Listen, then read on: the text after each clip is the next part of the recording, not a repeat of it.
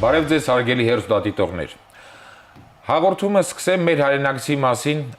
մեր անվանի բանաստեղծ Դանիել Վարուժանի հետևյալ գնահատականով։ Լեռները կռնակները կծռեն նրա քայլերի ներքև, երկինքը հուր կտեղա ու երկիրը արև կփայլե շուրջը այդ նորօրինակ առաքյալի, ով գնում է դեպի երկիր, որտեղ անցնող դարերը հերկած են միմիայն ոճիրը իր ճիրաններով, որի յուրաքանչյուր օրոցքի վրա կռունկը լալիս է։ Հայորդիներ հաղորդաշարի այսօրվա հաղորդումը նվիրված է ազգային ազատագրական շարժման գաղափարախոս խմբագիր Մկրտիչ Պորտուգալյանին։ Մեր հաղորդման հյուրերն են Գիտությունների ազգային ակադեմիա Պատմության ինստիտուտի առաջատար գիտաշխատող պատմական գիտությունների դոկտոր Սուրեն Սարգսյանը եւ Խաչատուր Աբովյանի անվան հայկական պետական մանկավարժական համալսարանի հայոց պատմության ամբիոնի դոցենտ պատմական գիտությունների տեխնացու Ավետիս Հարությունյանը։ Բարեկալուստ հարգելի բարեկամներ, շնորհակալություն հավեր ընդունելու համար։ Այժմ դիտենք փոքրիկ ակնարկ նվիրված Մկրտիչ Պորտուգալյանի կյանքին եւ գործունեությանը եւ շարունակենք մեր հաղորդումը։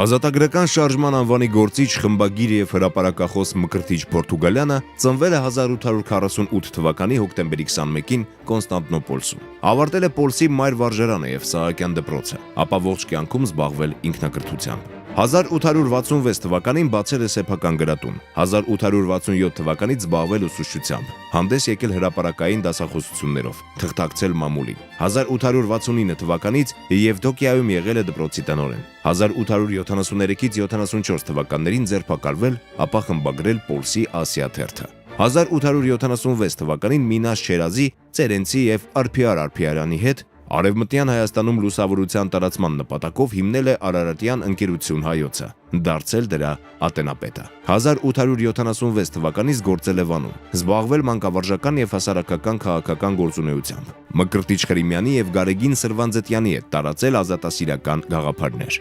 1878 թվականին Վանում բացել է սեփական դպրոց, 1881 թվականին հիմնել կենտրոնական վարժարանը։ 1884 թվականին Լուսավորյալ միություն եւ երկրագործական երիտասարդական ընկերությունները։ 1885 թվականին Մկրտիչ Ավետիսյանի եւ այլոց հետ հիմնել է Արևմտյան Հայաստանի ազատագրությունը հետապնդող հայ իրականության մեջ առաջին քաղաքական կուսակցությունը՝ Արմենական կուսակցությունը։ 1885 թվականին թուրքերը փակել են նրա վարժարանը եւ աքսորել փոլիս։ Խուսափելով ձերբակալությունից հաստատվել է Մարսելում, որտեղ 1885-ից 1921 թվականներին հրատարակել է Արմենիա թերթը, որը կարևոր դերակատարություն է ունեցել ազատագրական պայքարի գաղափարախոսության տարածման, լուսավորության եւ քարոզչության գործում։ Մահացել է 1921 թվականին Մարսելում։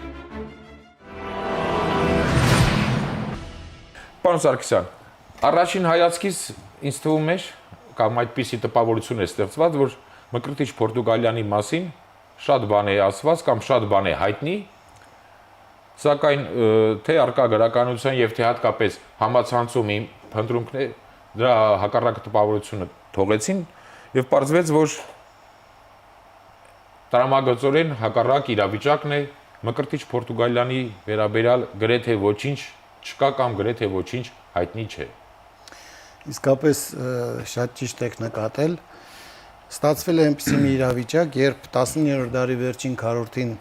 իրադարձություններին այս կամ այն առիթով անդրադարձած մեր բոլոր պատմաբանները հիշատակում են Արմենիա թերթ եւ Մկրտիչ Պորտուգալյան եւ հիշատակությունից այն կողմ որևէ քայլ ցավոք սրտի արված չէ։ Սահմանափակվում են միայն զուտ հիշատակությամբ։ Միայն հիշատակությամբ։ Եվ դեռ ուսանողական տարիներից ինձ հետաքրքրեց այս կերպարը, հերոսը եւ ընդհանրապես պարբերականը եւ հետագայում էլ իմ հետաքրքրությունների շրջանակը ընդայնվեց ու առանձին մենագրություն նվիրեցի։ Դրան առանձին կանդրադառնանք։ Խոսքը վերաբերում է Մկրտիչ Պորտուգալյան գործչին, որը իր մեծությամբ փաստորեն գրեթե չի զիջում Գրիգոր Արծրունուն, հա, մշակի խմբագիր, բայց այնքանով որքանով նրա մասին որևէ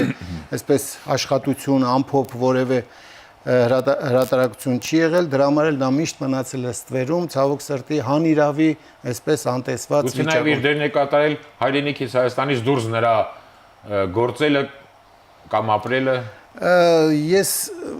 ինչ որ չափով այո, բայց մենք ունենք Սփյուռքում գործած այնպիսի գործիչներ, օրինակ Արշակ Չոպանյան, Վահան Թեքյան, որոնք բավականին հայտնի են եւ նրանց մասին լուրջ ուսումնասիրություններ են լույս աշխարհ եկել, բայց Պորտուգալիանի մինչև նվաստից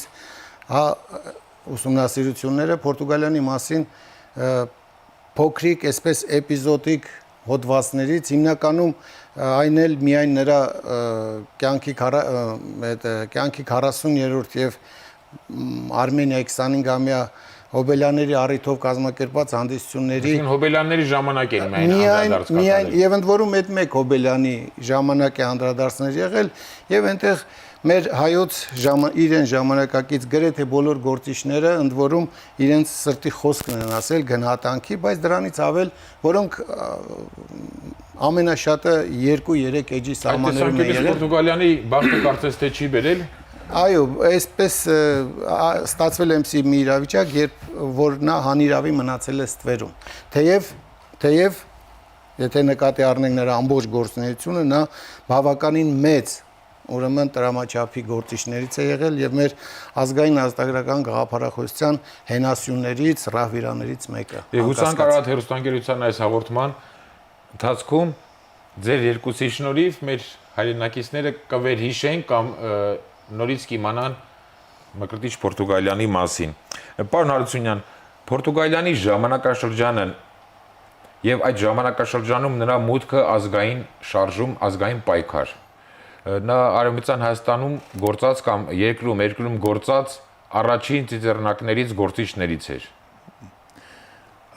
Ուրեմն 15-րդ դարի 70-ական թվականներին, ինչպես Արևմտյան Հայաստանի մի շարք տարածաշրջաններ, այնպես էլ Վան-Վասպուրականը գտնվում էր թուրքական, քրդական, չերքեզական խժդժությունների կիզակետում։ Վան-Վասպուրականում չկար անձի եւ գույքի ապահովություն եւ ոչ մի երաշխիք չկար բարեկեցիկ կյանքով ապրելու համար։ Դեռ ավելին մեծ չափերի էին հասել վասպուրականցիների նկատմամբ հողային հափշտակությունները, որոնք ժողովրդին կանգնեցրել էին շատ ծայրահեղ ծանր իրավիճակի առջև։ Պանդխտության, գաղթականության, հիշենք, որ 1877-78 թվականների ռուս-թուրքական պատերազմի ժամանակ այդ իրավիճակը էլ ավելի խորացավ եւ նույն 77-78 թվականներին Վասպուրականի երկու տարածաշրջաններում Աղբակում եւ Սպարկերտում տեղի ունեցան հայերի մասնակի կոտորածներ, մասնակի ջարդեր։ Մեկ տարի անց 1879-80 թվականներին հայ-քրդական բախումներ տեղի ունեցան, այս անգամ Շատախում։ Ուրեմն Վասպուրականը գտնվում էր շատ ծանր իրավիճակում, վասպուրականցիները գտնվելով հուսահատ կացության մեջ 1880 թվականի մարտին 100,000 վասպուրականցի ստորագրահավաք են անցկացնում եւ դիմում են Ռուսաստանին, որպեսզի իրենց փրկեն եւ խնդրում էին Բուլղարիայի օրինակով ազատագրեն ինչպես վասպուրական, այնպես էլ պատմական Արևմտյան Հայաստանի տարածքը եւ հայերին տան անկախություն։ Եվ այդ պայմաններում հենց այդ եկել հենց Մկրտիչ Պորտուգալիան։ Այդ պայմաններում ուրեմն առաջնացքից քաղաքական կամ ազգային գործունեության հնարավորություն չկար եւ նման բան չպետք է լիներ։ Այսպիսի վատագույն պայմաններում ուրեմն 1879-85 թվականներին Վասպուրականում ի հայտ են գալիս մի շարք գործիչներ, այդ թվում Մկրտիչ Խրիմյանը, Մկրտիչ Պորտուգալյանը, որոնք սկսում են լուսավորական, մտավորական շարժում ծավալել Վասպուրականի տարածքում եւ անում են ամեն ինչ քարոզչական աշխատանքը գլուխ բերելու համար։ Այդ գործում իհարկե մեծ դերակատարություն է ունենում Վանում բացված ռուսական հյուպատոսարանը, որի առաջին հյուպատոսն էր հայազգի Կոնստանտին Կամսարականը,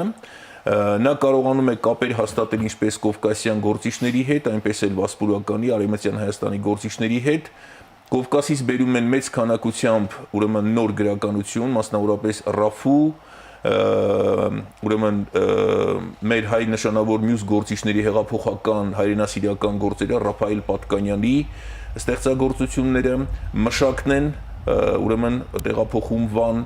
եւ այդ գաղափարների ազդեցության տակ Վասպուրականում ձևավորվում է հեղափոխական մի սերունդ եւ Մկրտիչ Պորտուգալիան էլ դառնում է այդ մտավորական շարժման առաջին ուրեմն մարտիկներից առաջին գործիչներից մեկը։ Առաջին ուսուցիչներից կամ Ուսուցիչներից մեկը, դաստիարակողներից մեկը։ Որը ի դեպ շատ մեծ դերակատարություն է հատկացել հատկապես մեր ժողովրդի մտավոր ուրեմն արտնացման գործում։ Շնորհակալություն, պարոն Սարգսյան։ Խնդրում եմ մեր մինչև հարցին պատասխանելը մեր հերոստատիտողներին ցույց տաք ձեր այդ աշխատությունը Արմենիա պարբերական ազատագրական շարժման ակունքներում։ Սա փաստորեն ինչպես Մկրտիչ Պորտուգալյանի, այնպես էլ նրա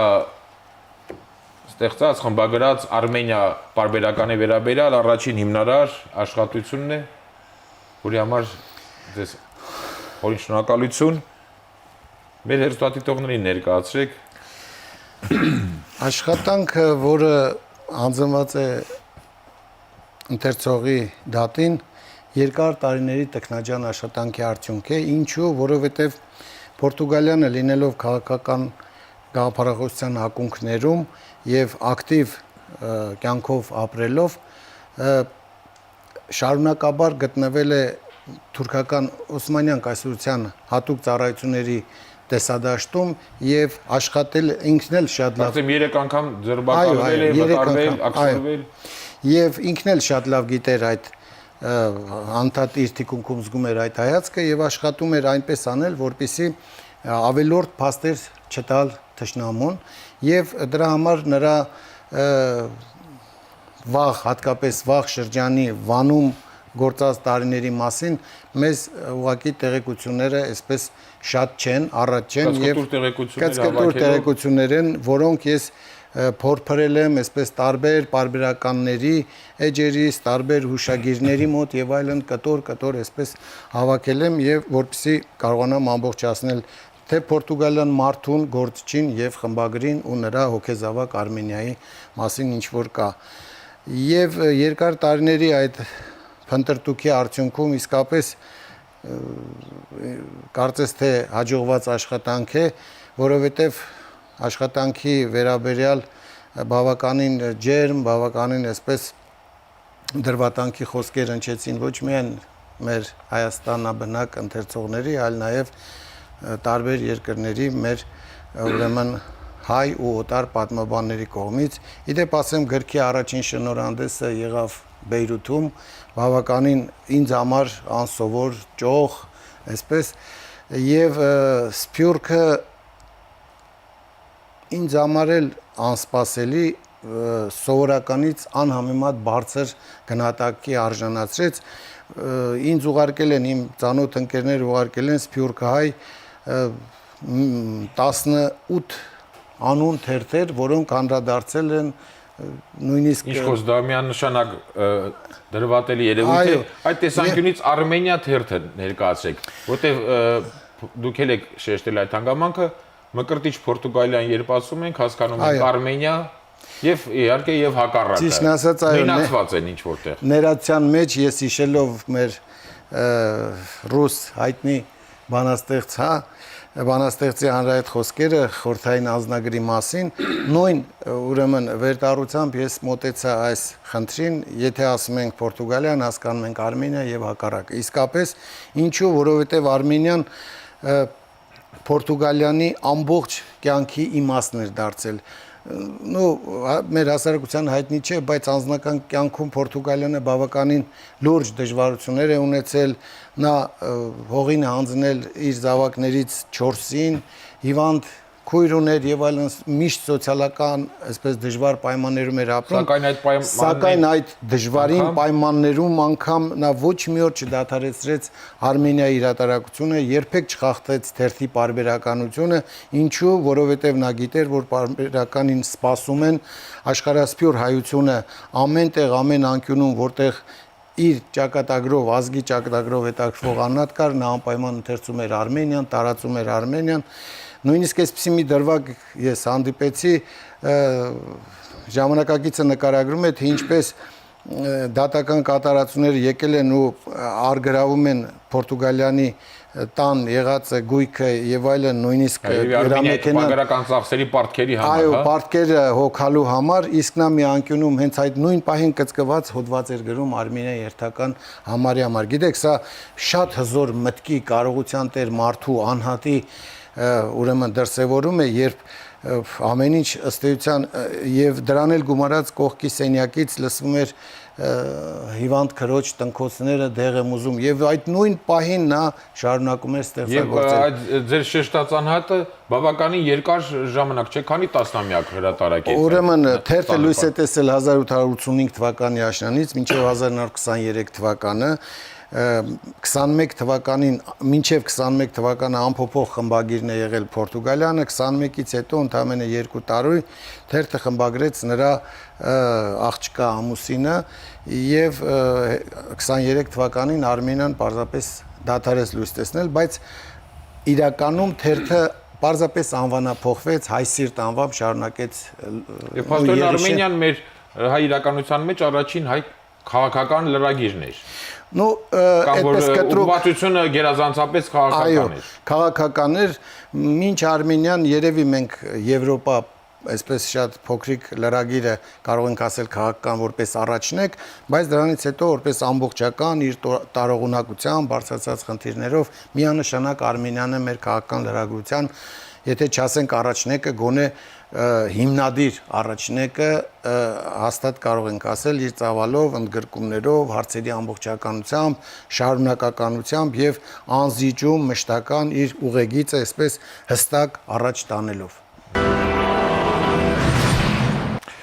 Պարոն Հարությունյան, Մկրտիչ Պորտուգալիանի կերպարը ներկայացրեք քաղաքական գործիչ, ազգային գործիչ, խմբագիր, հրապարակախոս եւ մարդ։ Ուրեմն Մկրտիչ Պորտուգալիան ինքը ծնվել է շատ բարեկեցիկ ընտանիքում, նրա հայրը եղել է սեղանավոր։ Բանկիր այսինքն։ Այո։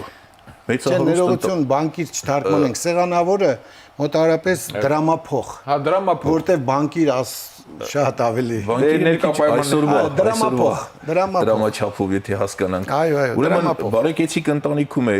նա ծնվել, բայց նա շատ այսպես ժուշկալ կյանք է անցկացրել իր ողջ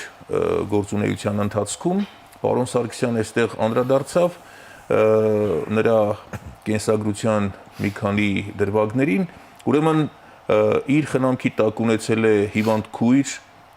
մահամերձ դուստր, բայց նա կարողացել է շարունակել իր այդ դժվար, կարելի ասել թշվառական կյանքը։ Հեղինակներից մեկը Մկրտիչ Պորտուգալյանին համեմատում է աստվածաշնչյան հոբի հետ։ Ասում է, եթե հոբը անգամ դժգոհում էր, անիծում էր իր դժվարությունների, իր այդ բոլոր տեսակի անհարթությունների պատճառները, ապա 19-րդ դարի, 20-րդ դարի հոբը, այսինքն Մկրտիչ Պորտուգալյանը, ինքը երբեք չի տրտնջացել իր թշվառական կյանքից։ Այդպիսի կերպար է եղել Մկրտիչ Պորտուգալյանը։ Ուրեմն հետաքրքրական է նրա մի քանի ուրեմն հարցադրումները որպես քաղաքական գործիչ, որպես հասարակական գործիչ, որոնք ուղղված էին մեր ժողովրդի միասնականության, մեր ժողովրդի բարեկեցության, բարձրացման եւ այլ խնդիրների հետ կապված։ Օրինակ Պորտուգալիանը բոլոր տեսակի դժբախտությունների պատճառը համարում էր անգրագիտությունը, այսինքն ժողովուրդը ժամանակին չէր լուսավորել։ Դրա առաջնարդ խնդիրներից էր համարում լուսավորությունը եւ բոլոր տեսակի դժբախտությունների պատճառը նա համարում էր անգրագիտությունը։ Հետաքրքիր, ուրեմն այսպիսի հարցադրում կա, նա ասում է Քրիստոսը ժամանակին ոչ բանակ ուներ, ոչ էլ թնդանոթ, բայց Քրիստոսը կարողացավ իր առաքյալների միջոցով, խոսքի միջոցով, քարոզչության միջոցով իր ուսմունքը տարածել ամբողջ աշխարհում։ Հետևաբար ինչու մենք չենք կարող խոսքի միջոցով, քարոզչության միջոցով մեր ժողովրդին միավորել։ Շատ հետաքրքիր համեմատություն է նա կատարում ուսմունքի, քրիստոնեական ուսմունքի տարածման հետ։ Կամ կոչ անելով հայ ժողովրդին միավորվելու, նա բերում է դարձյալ շատ հետաքրքրական մի օրինակ, ասում է ժողովուրդը բոլորը պետք է միավորվեն, անկախ նրանից նրանք ինչ որ որակ ներկայացնում են, թե ոչ։ Ասում է, եթե որևիցե մեկը, որը որակ չունի, այսինքն իրենից 0 է ներկայացնում, կարող է շատ հեշտությամբ կանգնել իր հայրենակից մեկ ուրիշ հայորդու կողքին, որը որակ է ներկայացնում եւ կարելի է պատկերացնել իմաստավորել որպես 1,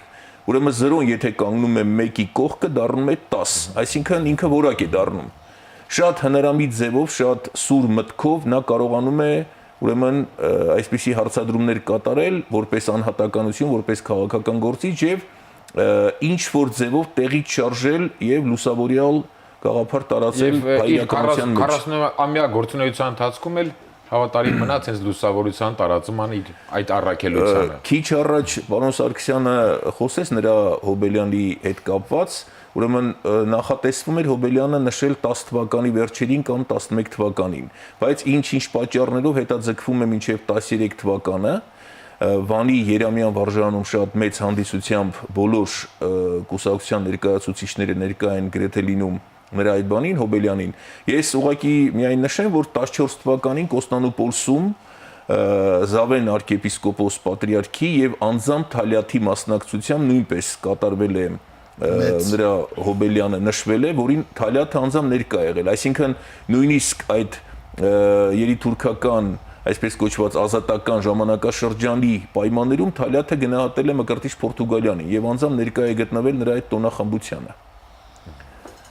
Պարոն Սարգսյան, իմ կարծիքով Պորտուգալիանը 2 գործ է կատարել, առաջինը դե պարզ է Արմենիան է, սակայն երկրորդ գործը, որի մասին արդեն պարոն Հարությունյանն նշեց,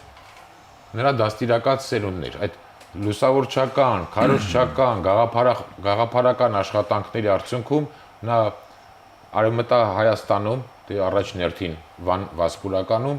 սերունդ պատրաստեց, գաղափարապես պատրաստված հանուն հայրենիքի փրկության պայքարելու գնացող սերունդ։ Եվ այդ սերունդը իհարկե ժամանակի ընթացքում իր կազմակերպչական կառույցը պիտի ունենար, իդեմս արմենական կազմակերպության կամ կուսակցության։ Անկասկած, սովորաբար մենք ունենք գործիչներ, որոնք զուտ տեսական գաղափարախոսական ոլորտում են գործել եւ ունենք գործիչներ, ովքեր պրակտիկ, կոնկրետ դաշտում են գործել, իդեմս ասենք մեր ֆիդայիների մեծ մասին։ Բայց Պորտուգալիանի մեծությունը մեկ ավելորդ անգամ հաստատվում է այն բացահայտ իրողությամբ, որ նա